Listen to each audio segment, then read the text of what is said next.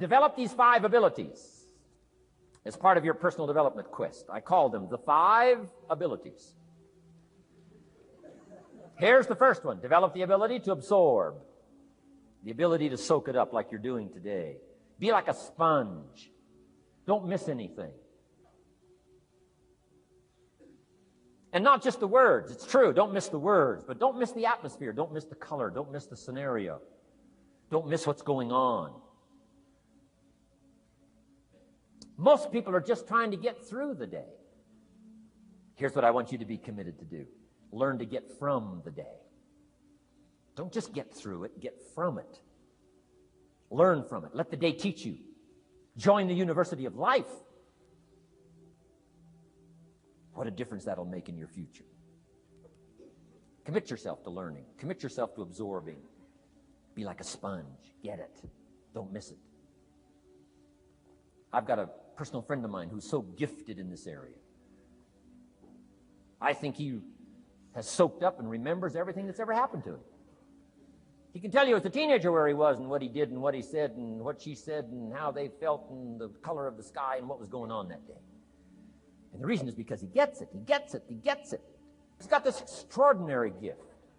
And why is it? When he's there, he doesn't miss anything. Here's a good phrase for you to jot down. Wherever you are, be there. Be there to absorb it up. Be there to soak it up. Take a picture if you can. But take pictures of your mind. Let your soul and heart take pictures. Get it, capture it, absorb it. That's such an important ability to develop, the ability to get it, don't miss it. Don't be casual in getting it. Key phrase, casualness leads to casualties. Second, learn to respond. The ability to respond means let life touch you. Don't let it kill you, but let it touch you. Let sad things make you sad. Let happy things make you happy. I'm telling you, give in to the emotion. Let the emotion strike you, not just the words, not just the image. Let the feeling strike you. Let the emotion strike you. Here's what's important. Our emotions need to be as educated as our intellect. Our emotions need to be educated as well as our intellect. It's important to know how to feel. It's important to know how to respond. It's important to let life in, let it touch you. I'm the greatest guy in the world to take to the movies. I get into a good movie.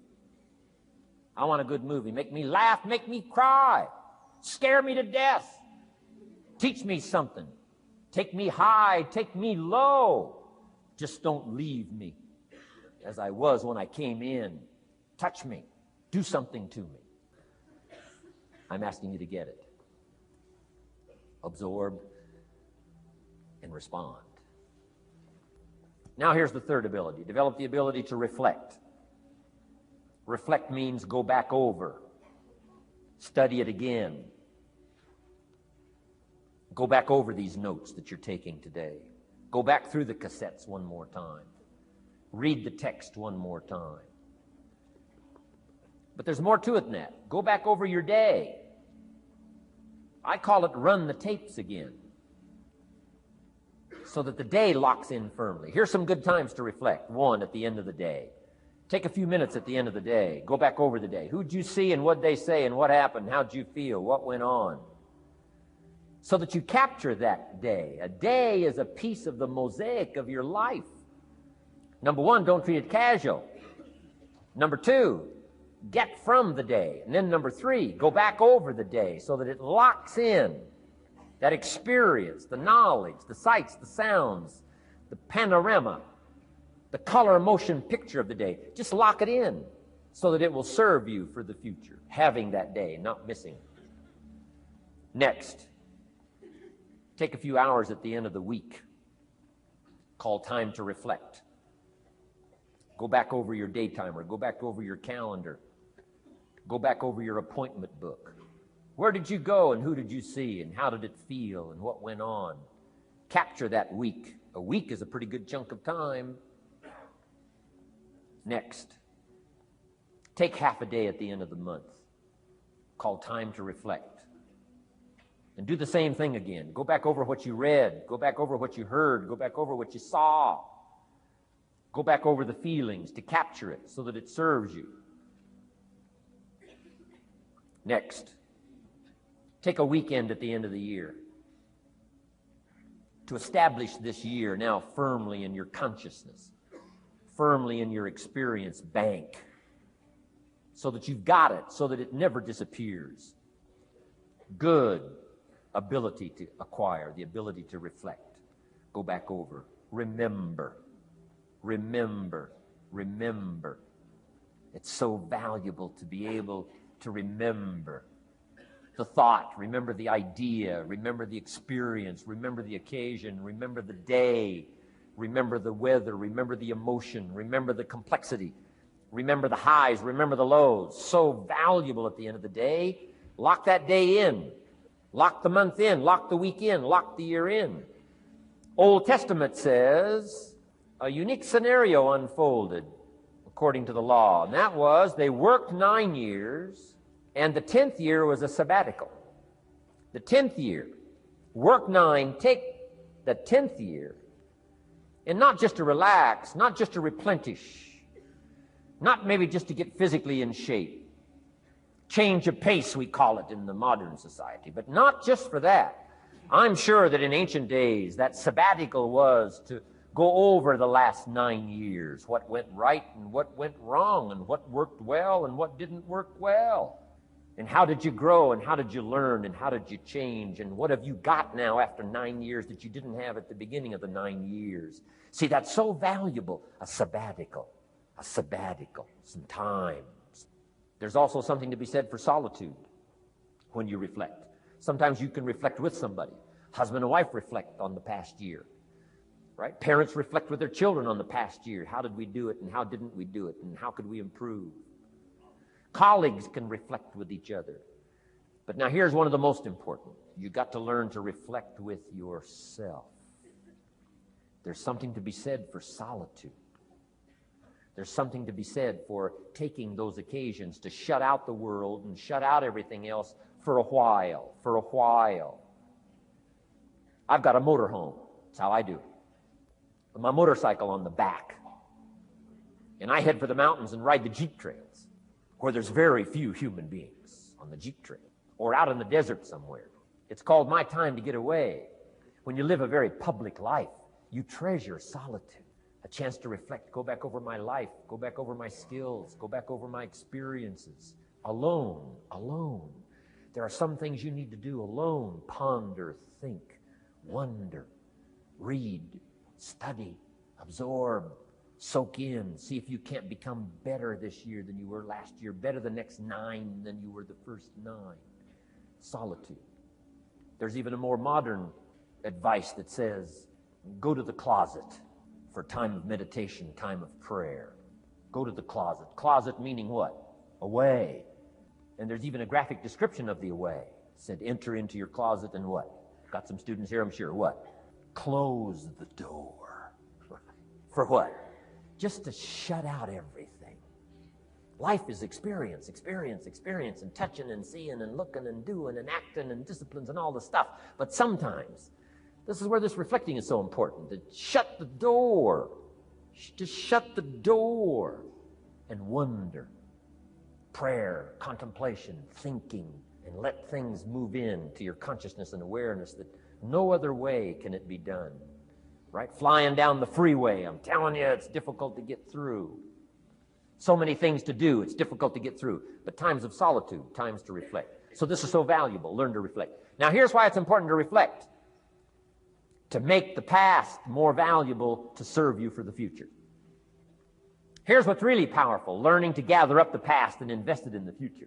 Gather up today and invest it in tomorrow. Gather up this week and invest it in the next week. Gather up this year and invest it in the next year. See, that's so powerful, rather than just hanging on one more year, hanging in there, seeing what's going to happen. Learn, study. This is part of the personal development quest, becoming better than you are, more valuable than you are, not just in terms of economics, in terms of motherhood, in terms of fatherhood, in terms of being a better brother, a better colleague, making a better contribution to the family, to society, to the community, to the church, to the office, to the commitment, to the partnership. Doesn't matter what it is that has value. Work on yourself. Then you bring more value to the partnership, to the marriage, to the franchise, to the corporation, to the enterprise, to the community, to the nation. Self-development, personal development. The best contribution you can make to someone else is self-development, not self-sacrifice. Self-sacrifice only earns contempt.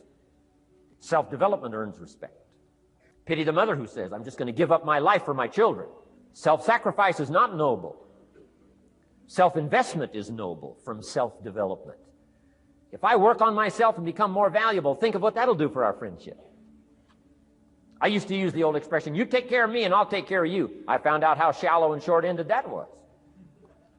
And I changed it to read like this, I'll take care of me for you, if you will please take care of you for me. And this is part of it, the personal development, that we work harder on ourselves than we do on our job. Now we bring that to the friendship. Now we bring that to the marriage. Now we bring that to the family relationship as a father, as a mother. And we develop the strength and we develop the power. That's key. And it takes, I think, this scenario of disciplines, these abilities, to acquire those gifts and those skills, that value, so that we bring more. Now, we bring more to the next week. We bring more to the next month. We bring more to the next year if you follow this absorb, respond, and reflect. I said to my father when he was about to turn 76, his 76th birthday, I said, dear father of mine, can you imagine what it's going to be like to gather up the last 75 years of your life and invest them in your 76th year? What a difference of philosophy, rather than just hanging on one more year. Gather up 75 and invest them in the next one. Gather up the last 6 years and invest it in the next year. See, that's so powerful in communication, which we're going to study soon. So powerful. So consider this. 1, the ability to absorb. 2, the ability to respond. 3, the ability to reflect. Here's number 4, develop the ability to act. Take action. Not hasty if it isn't required, but don't lose much time. Here's the time to act. When the idea is hot and the emotion is strong. That's the time to act. You say, Mr. Rohn, I'd like to have a library like yours. See, if you feel strong about that, what you got to do is get the first book and then get the second book. Before the feeling passes and before the idea gets dim, action pronto, action immediate, action as soon as possible. Because if you don't, here's what happens. We call it the law of diminishing intent. We intend to when the idea strikes us. We intend to when the emotion is high. But now if you don't translate that into action fairly soon, now the intent starts to diminish. And a month from now, it's cold. A year from now, can't be found. So act. Set up a discipline when the emotions are high and the idea is strong and clear and powerful. That's the time to set up the discipline. Somebody talks about good health and you're stirred. Say, right. I need to get a book on nutrition. Get the book before the idea passes and before the emotion gets cold. Go for the book. Start the library. Start the process. Fall on the floor. Do some push-ups. Action. Got to take action. Otherwise, the wisdom is wasted. Otherwise, the emotion soon passes. Unless you put it into a disciplined activity. Capture it.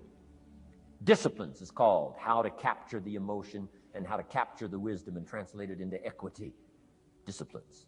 Now, here's what's important about disciplines. All disciplines affect each other. In fact, here's a good philosophical phrase. Everything affects everything else. Nothing stands alone. Don't be naive in saying, well, this doesn't matter. I'm telling you, everything matters. There are some things that matter more than others, but there isn't anything that doesn't matter. We all pity the man who says, well, this is the only place I let down. Not true. Key to take home. Every letdown affects the rest of your performance. Every letdown affects the rest. This is part of the educational process on personal development. If you don't take the walk around the block, you probably won't do the apple a day. If you don't do the apple a day, you probably won't start building your library.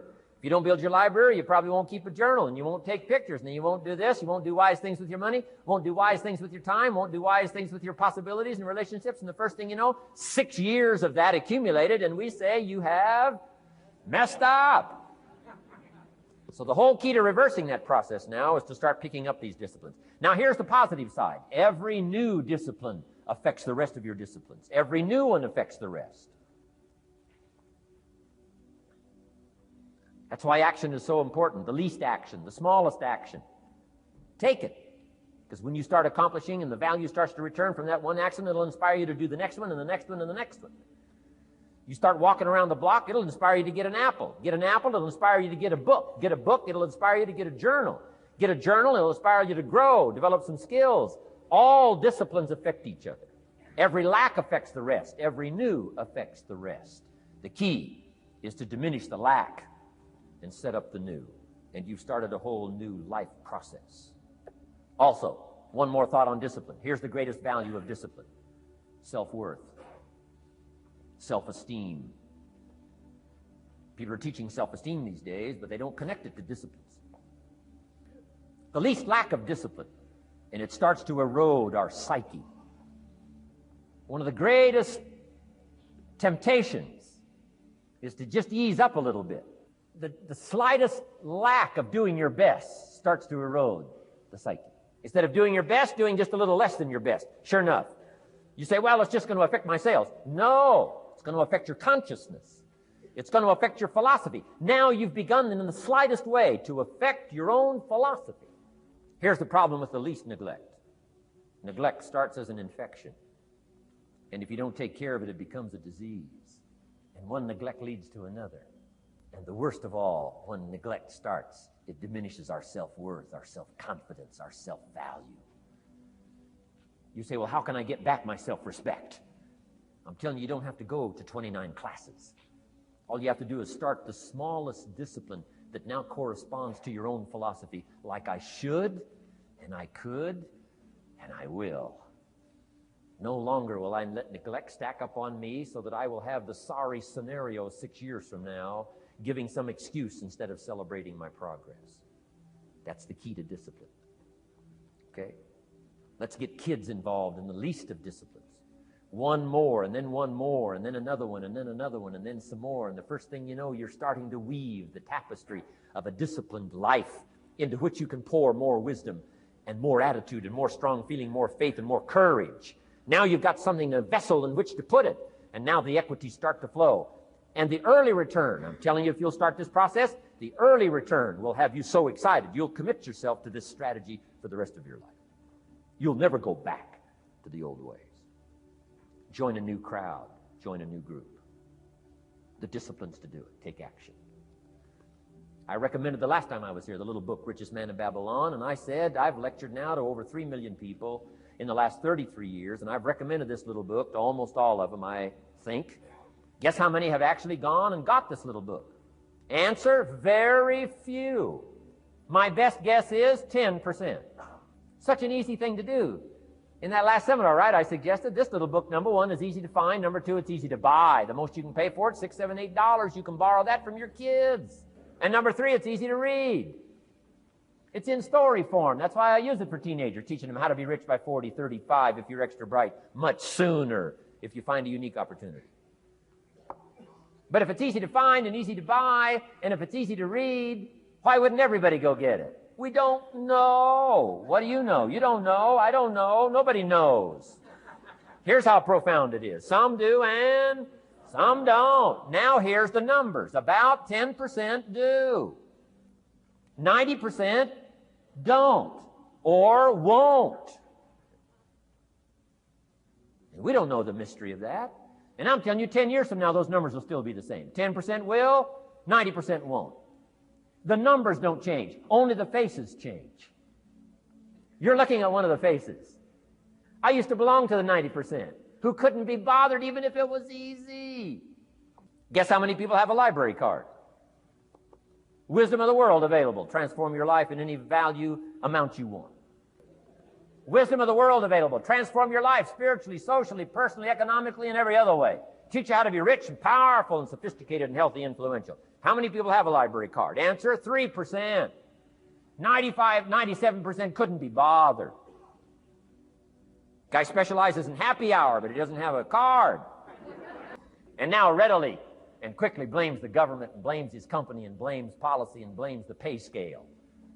When if he only knew, if he joined the 3%, here's my advice to you today. Walk away from the 97%. Don't talk like they talk. Don't act like they act. Don't go where they go. Don't specialize in what they specialize in. Throw away the blame list they cling to. Start you a new life.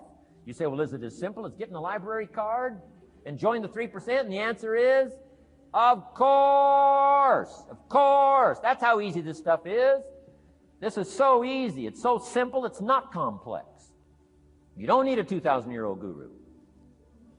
You don't need multi-track affirmations. I'm telling you, don't. Affirmation without discipline is the beginning of delusion. Don't let somebody sweep you into some contrary way to nature itself says, unless you labor. The miracle of the seed and the soil and the seasons and God and all the other stuff that's available, sunshine and rain, that's not available to you by affirmation. It is only available to you by labor. So labor well. Learn well. Discipline yourself well. And you can have all the treasures you want. This stuff's easy and simple. Let's teach our kids the simple ways to transform their health, number 1. Their economics, number 2. Their ability to communicate, number 3. Their life and treasure and lifestyle, number 4. Spirituality, number 5. And the list goes on and on. Let's not leave out any of the least of disciplines that encourage us to do the next one, to do the next one, to do the next one. First thing you know, this whole scenario for you is spinning up instead of out of control on the negative side. This is all you got to do. It's as simple as this. It's as simple as a start, committing yourself to life change. And once you start down this road, I promise you, you'll join the 10% and the 3%. Take charge of your own life. Take charge of your own day. Take charge of your own conversation. Take charge of your own family. Take charge of your own possibilities. And learn these skills, develop this kind of strategy, and I'm telling you, life will open up for you. Join the 3%. Join the 10%. Join the 5%. Walk away from the 95%. In our Leadership Weekend we teach, find out what poor people read and don't read it. I'm telling you, don't talk like they talk. Lend a helping hand, but don't fall into their poor philosophical scenario. Don't blame what they blame. Don't use the excuses they use. It's called the language of the poor. Switch gears, switch language, switch ideas, switch strategy. Start with the simplest of disciplines. And don't bemean any of these disciplines. The smallest of disciplines starts the process of life change. And if you'll invest in this thing called discipline, you can have whatever you wish. It's called the beginning of a miracle. Now here's the last clue on discipline. Do the best you can. We covered earlier, but here's a good scenario for the do the best you can. I've got a good question for you. Is the best you can do all you can do? And the answer is no. Strangely enough. If we all fell on the floor right now and did as many push-ups as we possibly could,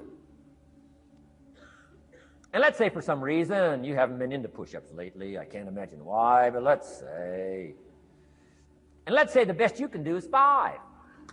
And you look up at the rest of us and say, hey, 5 is the best I can do. We can tell by the look on your face that's probably true. 5 is the best you can do. Now, is 5 all you can do? The answer is no. If you rest a little, you can do 5 more. And if you rest a little, you can do 5 more. And if you rest a little, you can do 15 more. How did we get from 5 to 15? It's a miracle. And if you rest a little, you can do 15. Rest a little, you can do 15. Rest a little, you can do 20. How did you get from 5 to 20? It's a miracle. Did you know you can keep doing that? Do a little more, rest a little, do a little more, rest a little, and finally get up to 50 push-ups? Is it possible to get up to 50 push-ups? Of course. How do you go from 5 to 50? It's a miracle. How do you get a miracle going? Number 1, do what you can. Don't leave out what you can, from writing a letter to your mother in Florida. Start cleaning it all up. 2, doing the push-ups. Go from 5 to 50. It's a miracle. Number 1, do what you can. Number 2, do the best you can. Here's number 3, rest very little. Don't rest too long. Why? The weeds take the garden. Kids have got that figured out. Can't rest too long. Here's the clue. Make rest a necessity, not an objective. The objective of life is not to rest. The objective of life is to act.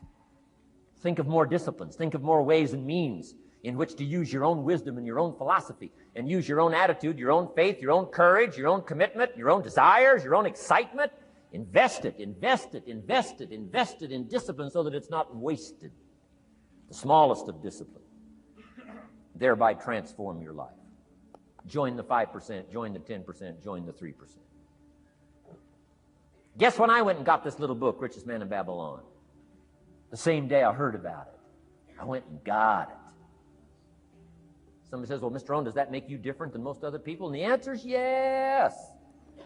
Somebody says, well, why is that? We don't know. We don't know. What do you know? You don't know. I don't know. None of us knows. Some do and some don't. The numbers don't change. Only the faces change. From those who get in on a seminar like this, listen to a dynamic sermon, read a book, listen to some cassettes, take seriously the next conversation of a friend who wants to level with you, and do something about it. And you can walk away from the 97% and not live there anymore. Because if you don't, the next 6 years of your life will be like the last 6. Mr. Shove said to me, Mr. Rohn, 6 years now you've been working. I'm telling you, the next 6 years of your life is going to be like the last 6, unless you take advantage and start making these personal changes. I made the changes, totally revolutionized my life. So take a look at the next 5 years of your life. It's going to be like the last 5, unless you change. And if you will change, everything will change. Join the 5%. 10 years from now, the numbers are going to be the same. But I'm telling you, some faces in this audience can change and start showing up in the 3% crowd, in the 5% crowd, in the 10% crowd, and thereby dynamically affect your life and your future. Develop these strengths. Now here's the last ability. Develop the ability to share. Pass along to someone else. If you've picked up a good idea today, pass it along. Don't let it stay. Pass it along. A book, if you take one of these little books I've suggested home and it affects you, pass along. Say, hey, I found a book, really helped me. I found a book, got me thinking. I found a book, changed my health. I found a book, got me inspired. Pass it along, pass it along, pass it along. Here's what's exciting about sharing. If you share with 10 different people, they get to hear it once, you get to hear it 10 times. So it's probably going to do more for you than it is for them. But it's called what? Everybody wins. When somebody shares, everybody wins. Wow. Share your ideas, share your experiences, share your knowledge. You can have just as much pleasure as I do. I said, giving this seminar, this is one of my joys in life. Give a seminar like this, make the best investment I can of words and spirit and heart and soul and time, energy. I don't have to work this hard. But I gladly work this hard. Why? I want the return. Your words touch my life. See, that's heavyweight stuff. You can't buy it with money. But I'm telling you, you can get the same thing started by recommending a book. Somebody will read that book, and then they'll read another one, and they'll read another one, and they'll come to you someday and say, you got me started. That book you recommended turned my lights on, turned my mind around, got me thinking, got me pondering, and I've been on track ever since. You can get just as much praise as I do if you'll share with your children, share with your colleagues, share with everybody that comes within your grasp. Share. Now here's what sharing does. Not only helps you, helps the person you share with. Here's what else it does. Makes you bigger than you are. If I had a glass of water up here and it was full, question, can that glass hold any more water? If it's full,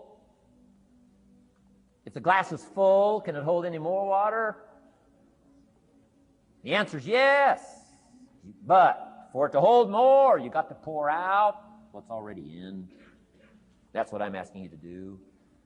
If you're full of ideas, if you're full of good things, I'm asking you to pour it out, pour it out, pour it out. Why? I'm telling you, more will be poured in, poured in, poured in. Next, when you do pour out, you become bigger. Not like a glass that stays the same. Human beings have the ability to grow in consciousness and awareness and capacity. It's unlimited capacity. I found out kids don't lack capacity. In Europe, the kids speak what? 2, 3, 4, 5, 6 languages. When I grew up, my father spoke German, never taught me. My mother spoke French, never taught me. They were trying to get away from all the old world languages back then. Had no concept how valuable languages were going to be in the future. Just didn't know. So they abandoned the German, abandoned the French. I could have learned all 3 languages instead of just English. My girls went to school in Beverly Hills. They've turned that around.